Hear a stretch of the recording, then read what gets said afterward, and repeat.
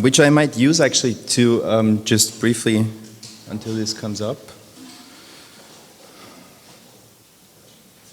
This is an article I just found while you were talking, Tatiana and Mohammed, about conspiracy theories and all that. And what puzzled me recently, especially when we talked about the election and everything, is that since Snowden and since we sort of know that all the conspiracies are true, and I did a seminar with Vera and Boas and Hito last year at UDK in Berlin, and we came up with a new concept which was called post-paranoia, where you can sort of, yes, this is an article where the NSA chief actually openly declares that the leak of the DNC emails was a conscious nation-state-run effort to sway the US presidential election.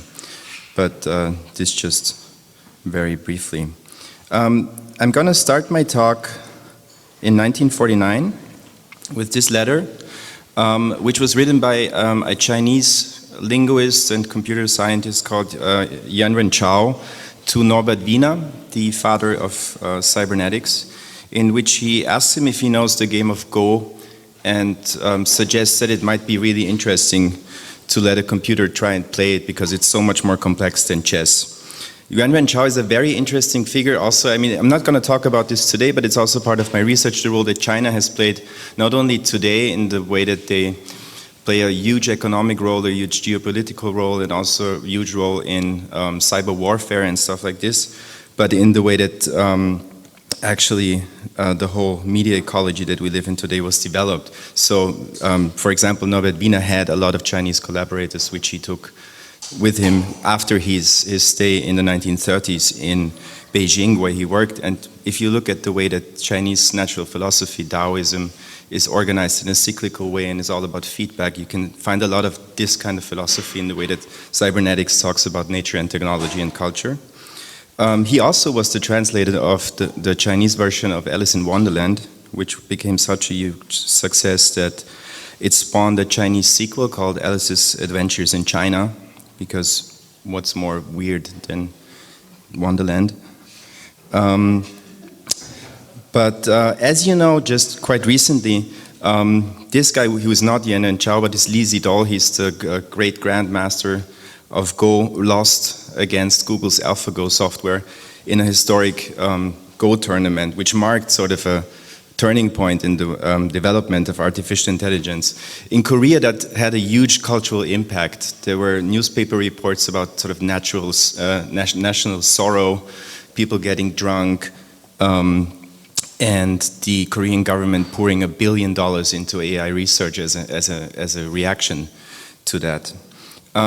So this was one of the first appearances of what you might have known as deep learning on the world stage as something that becomes really important and became sort of a buzzword in recent times. You might have also seen these images. I guess everyone has seen them. They were done by the same software, and they're called Google Deep Dream. What they do is they sort of, well, we were told that this is how machines dream. They basically just amplify patterns, and this is how neural networks work. In deep learning is that they are very stupid in a general sense, but they're very good at a certain thing, so you can train them to do something really well. This is also what became so fascinating about the Go game, was that, of course, people always thought that Go was very much about intuition and that it's a particularly human game in that way, in comparison to chess, which can be done by brute force. But this software has just played probably 1 billion more games of Go than any human can ever play. This is why it surprised us. If we talk about surfaces and images, I think this is what I want to say first is that these images and these games that we are shown from Google and other major players are they are images in a way that they don't really show us anything, but they obscure something. They obfuscate rather than that they present something. They really stand between us and the inner workings of the infrastructures that produce them and their political dimension and their social dimension and everything. So it was kind of a ruse that was done by a lot of big companies to hide, in the case of Google, something like this logo, which is the logo for TensorFlow, which is the software library that is used for Google, by Google for deep learning, which they, interestingly enough, released it as open source quite early after. And you might think that this is a nice move by Google, as did it with Android. But what it does is basically it opens up a lot more resources for them, because every research institution, every little script kiddie who uses them at home automatically feeds back the experience data into Google. This goes so far that Google has transformed its whole infrastructure into artificial intelligence research. So every Google search that you do is fed back into this little thing, which is a special purpose so-called tensor processing unit. So they don't even use normal CPUs anymore, but they've built special hardware that its sole purpose is deep learning. And so every Google search that you do is training an artificial intelligence to learn something about you. This could be speech recognition, image recognition, or whatever. Soon thereafter, basically every big player started hopping on the same horse. So Intel grouped up with a company called Nirvana, which I like a lot, to produce artificial intelligence single-purpose hardware. And quite recently, they all teamed up on this so-called partnership on AI. So you can sort of grasp a little bit the scope of what is happening at the moment when it comes to infrastructural change. This is a concept that you also probably heard of. It's the project Aquila by Facebook, done in cooperation with internet.org, which produces these little drones over there. They're not that little, actually. They have a wingspan of a big Boeing plane, which tries to connect, provide wireless internet access to third world countries. So this again seems like a very nice move and as something of sort of developmental aid or something. But what it does is, of course, it provides resources to Facebook in the form of data. What I found funny about this is sort of these aesthetics that you see here, because they remind me so much of this. And yeah, there's a lot of weird stuff happening when it comes to the way that big companies have transitioned their infrastructure to artificial intelligence, and I'm going to show you a short video which was published by Facebook.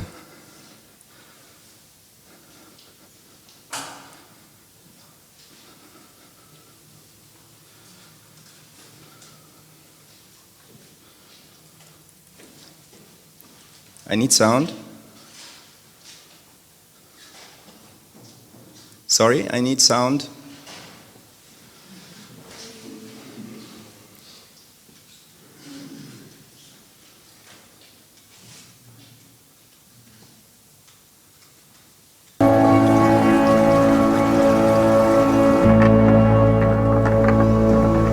Our goal is to build intelligent machines to help people in their daily lives.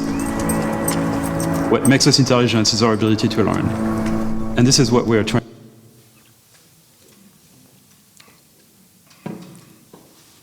That's the Wi-Fi.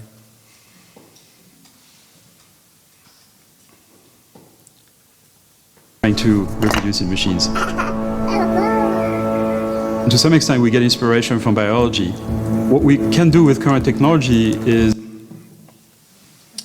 what we can't do with current technology. Build networks of simulated neurons on the order of magnitude of the brain of a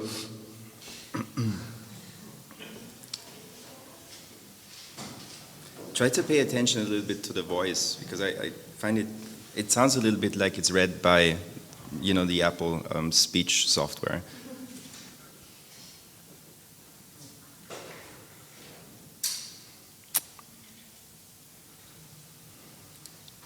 There used to be a time when you watched a YouTube video, it would get cached into your hard drive, and then you didn't have to go through this. But then now they don't let you do that. Every time you play it, it has to that time download it. Yeah, those were the days. Those are the days. This should already be on your hard drive. You watched it many times, right? For your research. So I just watched it 10 minutes ago. Yeah, it should already be in your cache. Okay, you know what? I'm going to let it buffer and return to the presentation. It's a bit it's a bit hard because the guy who's speaking in this video is Jan LeCun, he's one of the big figures in machine learning and deep learning, and he's the head of Facebook AI research, which is called FAIR, Facebook AI research. And he came up with a concept that long before I learned of Jan LeCun, I learned when I was studying computer science, which is called optimal brain damage. And I didn't really think much of it back then, just approximately 10 years ago. I just really liked the name. The concept is fairly easy. It's the idea that you use a neural network and you just cut off all the redundancies. You make it very simple and you just specialize it to do one thing. So in one way I can sort of tell you that we have very powerful artificial intelligences already at work at the moment. They are monitoring you as we speak, and every photo you tag on Facebook or Instagram, every search you do, as I said, is making them better and better on the range of billions a second. On the other hand, I can tell you that they're still incredibly stupid. It's what they also call artificial idiocy. So they are very good at, for example, recognizing a dog or a certain kind of dog or even your face, because I mean Facebook is very good at recognizing faces because of course the whole of Facebook has seen much more faces than probably any person in the world ever will see in their lifetime, and processed it and parameterized it. So they're really, really good at that, and I kind of like the idea that this is something that has to do with damage, with making something, with pruning something, and it's sort of, this is not really the experimental finish that Andreas promised you. It was more just a stupid joke about Jan LeCun sounding an awful lot like Jacques Lacan, and the mirror stage and the fragmented body that is sort of the precondition of possibility of the subject, as you know, a baby recognizing itself in the mirror, but then falling apart again into its single parts. When it comes to infrastructures, we should not only talk about infrastructures in the way that we use them in social networks, but also, of course, critical infrastructures, like, for example, power networks, or in this case, this alludes to, this is Ahmadinejad, of course, when he was visiting an Iranian nuclear facility, which a couple of years ago was targeted by a computer worm, a very, very sophisticated computer worm called Stuxnet, or at least that's what the researchers called it. The NSA, as we later found out, called it Nitro Zeus. And the attack, the Olympic Games, or OG. So this was a very, very sophisticated cyber attack, and this is something that is slowly coming into place when it comes to infrastructures, is that, and something that we do not have. We should talk a lot about law, actually, and the juridical aspect of it. We do not have a single line of sort of international convention for that yet. We have ABC conventions, like atomic, biological, chemical warfare, but no D conventions for digital warfare. This was a huge project run supposedly by the US and the Israelis, which cost a couple $2 billion and was able to, in a way that nobody even noticed that it was happening, bring down an Iranian nuclear facility, and can bring down any kind of other facility too. What's quite interesting is that recently you might have heard the whole country of Liberia was just knocked off the internet by a little script published by Anna Senpai on a botnet forum, which was called Mirai, and it's a very simple piece of code that uses IoT, Internet of Things devices, so your toaster, your thermostat, your webcam or whatever, to launch massive denial of service attacks on countries, or in, I think that was last week actually, that they knocked part of Finland off the heating system. So this is sort of how fast this is evolving, from a massive state-run effort to attack a nuclear facility in Iran to someone using a simple script and billions of devices that are more or less unsecured on the internet to completely destroy countries. I found this quite nice site. It's called, again, it's called Mirror Mirror on the Wall, This is live. This is how you can see how Mirai is right now, as we speak, launching attacks worldwide. I'm going to keep it up there for a while because in 5 minutes it's going to look really wild.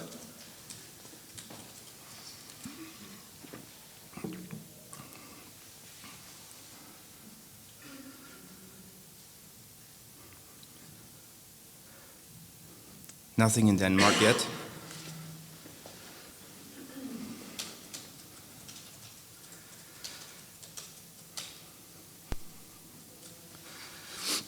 But this is something that really, I think, needs to be addressed on a political level, but also, of course, on a cultural level, that the infrastructures that we are subjected to, and that we are all using, and that this could be a mobile phone network, a power grid, public transport, you name it, everything, flight control can be attacked by a billion of toasters. And you don't even need the NSA for it anymore. Okay, you get the idea. In the meantime, we can check if this video now works. Of a mouse, let's say. So the way we train our machine, we show a bunch of images of, say, breeds of dogs, and for each image we tell it what it is. We want the machine to be able to learn to perform the tasks. The more we show them examples, the better they get. And what's very interesting is that after a while it can do this with a new dog it's never seen before. It's able to exhibit superhuman performance on a particular task. So how can we help people's life with this? Friends 937. Newsfeed. Lindsay Russell updated her cover photo yesterday at 10:29 p.m. This image may contain outdoor, cloud, foliage, flattened, tree. This image may contain 6 people, child, close up, like. One or more people, jewelry, smiling, 19 likes, 3 comments like. Now I can see the picture in my head. Like, yeah, you shouldn't have been that close up. Like, now I can say it. Oh, I love it. You have no idea. This is amazing. That whole saying of pictures being worth 1,000 words, I think it's true, but unless you have somebody to describe it to you, even having like 3 words just helps flesh out all the details that I can't see. I feel like I can fit in, that there's more I can do. I can just call my mom like, yay, I seen your picture. And she'll be like, what? She was like, how you see it? Because my phone read it to me. It's new.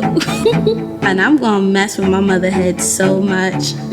In the future, we'll be able to give a complete description of the image. The 2 people happy? Are they sad? Are they holding hands with one another? It's this kind of comment that a human would make. We have systems in the lab that are able to do this, and they will be deployed over the next few years.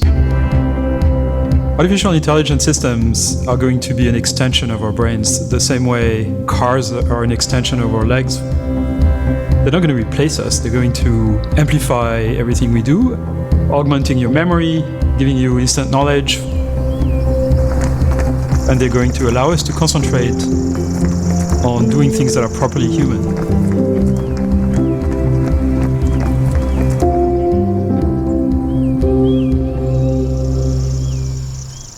Okay, well, there are a couple of things that really puzzle me about this video, and one is, of course, the very biblical language of it, making the blind see. And if you think this a couple of months or years ahead, of course, and you think neural implants or augmented reality, augmented perception, the blind will actually be able to see, which of course is a great thing. But on the other hand, the second part that puzzles me about it is that he uses the word extension, which is of course a reference to Marshall McLuhan and the extensions of man and this sort of prophetic theory of media technologies, which we have, I thought, had long learned that it's sort of not enough to think about media technologies in that way. I come from a school of Friedrich Kitta, who said that media are not the extensions of man, but we are the subjects of media technologies, and subjects in the sense of we are subjected to them, and we are resources for them. So if you ask yourself who profits from that, of course, For example, the blind will profit from it, but there are other people who will profit much more from it, and the question of profit and control is one that I think is not asked often enough. And the third question, of course, is why are they all women? You know, but that's a particularity of this video. I'm going to switch to another kind of infrastructure right now. One that is also concerned with distribution and this thing called blockchain that you heard about, probably. So blockchain is a crypto ledger that is used for authentication purposes that you can attach to different things, like, for example, Bitcoin, to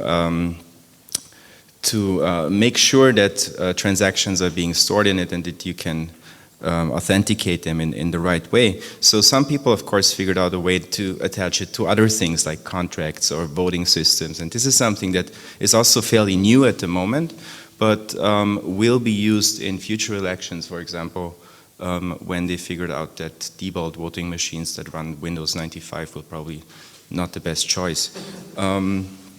So this is something, Ethereum is one of the company run, it was founded by Vitalik Buterin, who was, I think, 17 or 19 at the time, guy from the Ukraine. And it's a very, very interesting idea that has, just as Bitcoin, basically the philosophy of cutting out the middleman or cutting out state control, bank control, or stuff like this.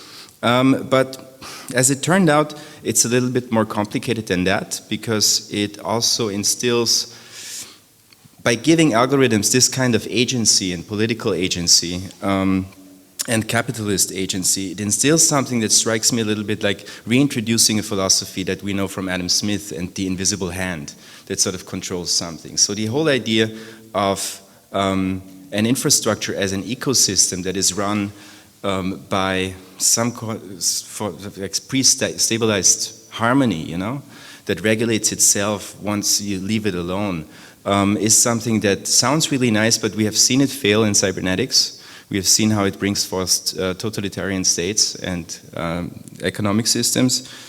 And the question is how we address this. There's a very interesting guy called David Columbia who wrote a book about this, how blockchain is actually sort of something that it's right-wing ideology become technology.